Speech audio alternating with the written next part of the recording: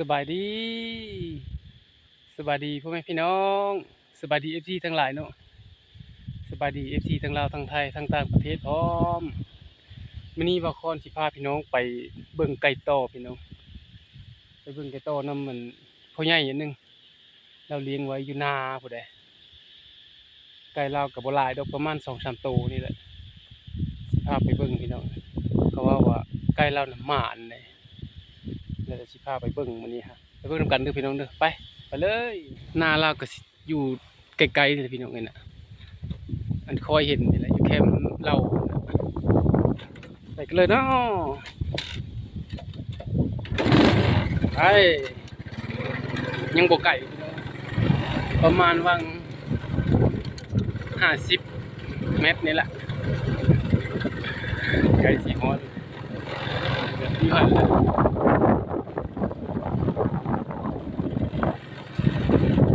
เรามีไก่โตอยู่2-3ตัวแต่ว่ามันน้อยสิเอาเป็นพ่อพันธุ์พี่น้องได้ยินเขาว่าไก่โตเราน่ะมากเด้เถียงเราก็สิฮอดนะสิพบเราหรือบ่ก็บ่รู้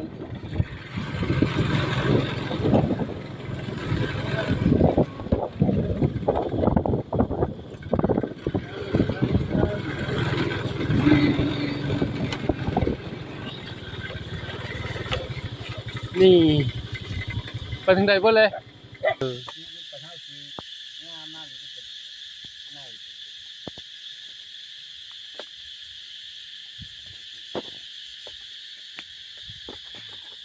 อยู่ถึงใดบ่เลยใกล้นะสิได้ใกล้ผู้อีต้อยอีกแล้วหรือคือว่า2ตัวหาคาเฮ็ดหยังพาเยอะนี่แหละโอ้ยเนาะเออได้เล่าข้ากินได้ไก่อันบักโดซื้อน่ะเอาไก่ไปซะไก่เจ้าบ่ไปไก่บักโดนั่นลูกอีนั่นลูกเฉกนั่นเออเท่าไรเจ้าขายหั่นน่ะเป็นปุ๊บโอ้ตัวนี้น่ะของไผซะตัวนี้น่ะในการที่จะพอมัน พอมันตีเนี่ย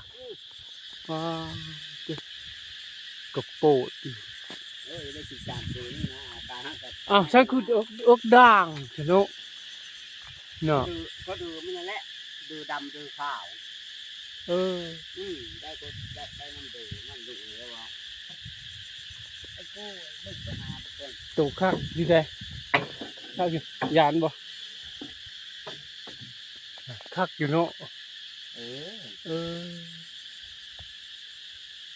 สีมันคักกันเลยวะคือรักใช่ไหมคุณรักบ่ได้โอ้มันจำจี้เลยขาดบ่เลยอันนั้นมันกระต่างมันน่ะอันทั้งหลุมมันน่ะเตะกันบ่โอ้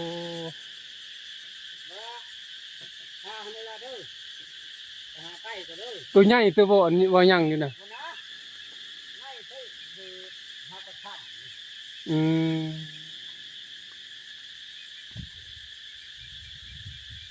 คักอยู่พี่น้องเบิ่งฮะซูมลงมาจำเบิ่งเด้อตัวนี้คักอยู่นี่คักอยู่ดิมันเดือยใต้คางมันนี่สงสัยมันเตะกันมันซับกันมันขาดออกเรื่องหอนมันนี่ใจใดฮะ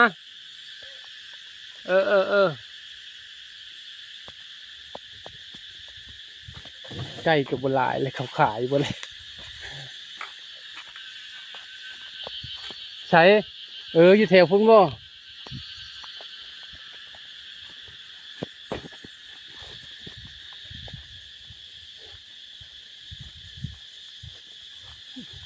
อยู่ห้องไม้นะบ่ปลาคือลักแท้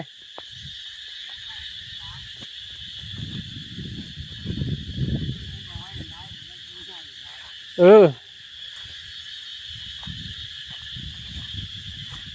ยตัวใหญ่มันก็เป็นไก่โอ้เพิ่นเนาะอ๋อลัก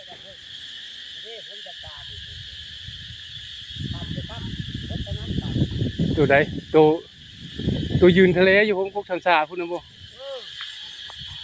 เอาสักตัวเหลืองๆนั่นน่ะ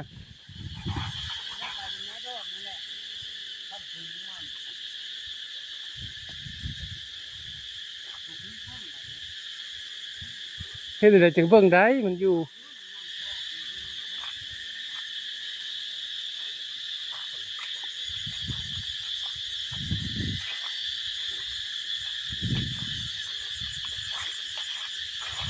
กวาดกวาดกวาดกวาดกวาดกวาดกวาดกวาดกวาดกวาดกวาดกวาดกวาดกวาดกวาดกวาดกวาดกวาด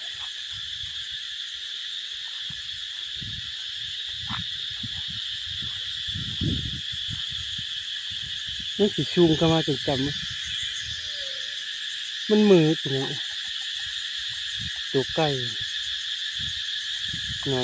เห็นบ่เนาะเป็นกระมัวเลยเนาะแนวกองสูม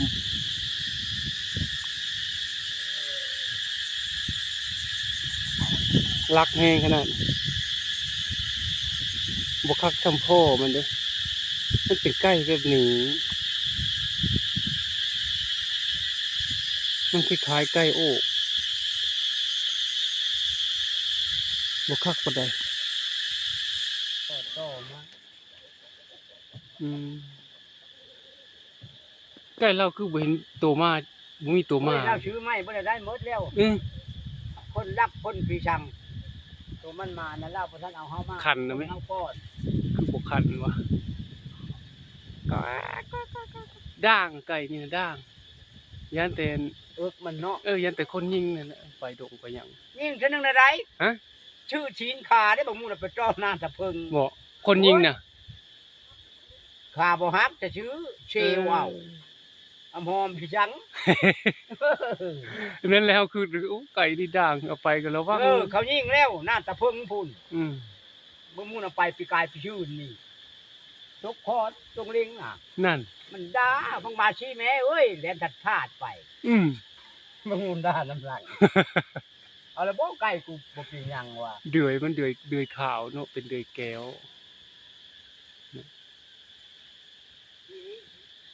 อันกะลาไปต้อก็ยังได้กินอยู่บ่เนาะนะ ได้อยู่ โอ้มันเรียกลูกแง่ได้แหละ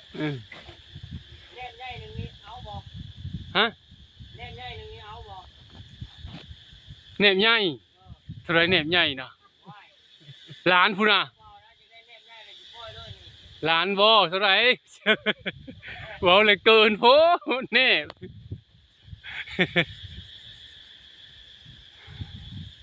เว้าเลย อันนั้นบ่สิ่งคันมันน่ะ เออแล้วอย่าไปทำอันนี้ คักอยู่เสียงคันมันจะ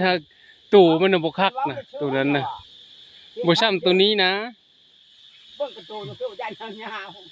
บ่ซ้ำตัวนี้ ๆโอ้แล้วโอ้ย ตัวนี้ยังบ่คันให้ฟังอยู่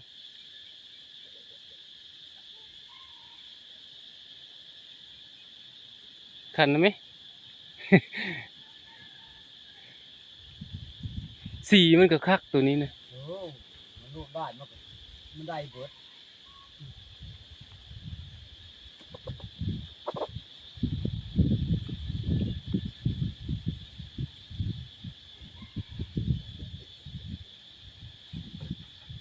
เพราะว่ามันบ่คักได้ไกลเฮาเห็นตอนมาปั้นข้าวนี่คือว่าบ่ได้คักคือว่าบ่ หาตายนี่แหละ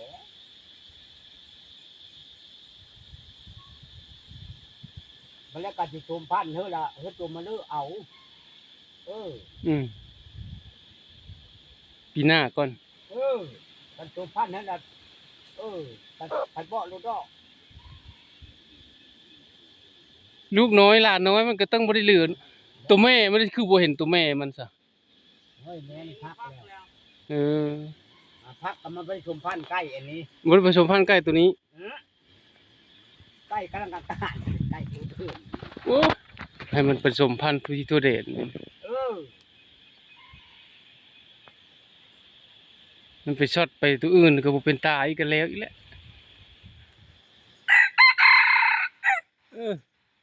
เสียงป่งคือไก่ป่านี่แหละตัวนี้นะได้เดียวกับไก่เฮาอยู่เฮือนตัวนี้นะ อันนี้น่ะ เนาะ โตใหญ่ๆสูงๆแบบนี้นะหากไก่เฮาเพิ่นแฮงใหญ่กว่านี้เดือยบักใหญ่นะไก่เฮานะหาตางว่าบ่แหวได้อันนี้หัวตางเฮาบ่แหวเฮ้ยเบอร์สี่ก็จะคล้ายๆกันอยู่กับตัวอยู่เทิงอันนี้น่ะเนาะนั่นน่ะดำ ถ่ายรูปก็ดำเปเว้ย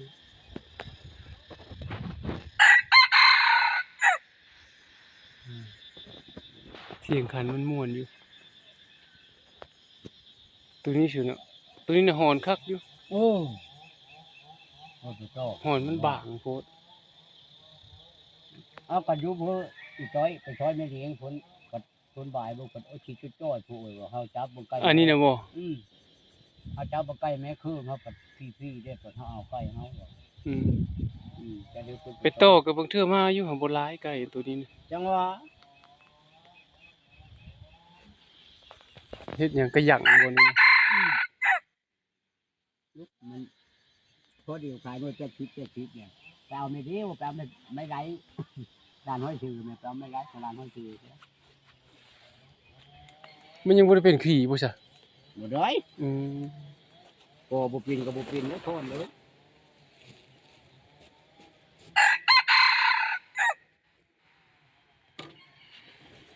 เอาด้านกันเขาไปยกให้ ไปเบิ่งไก่น้ำเท่านะครับเราขายให้ซ้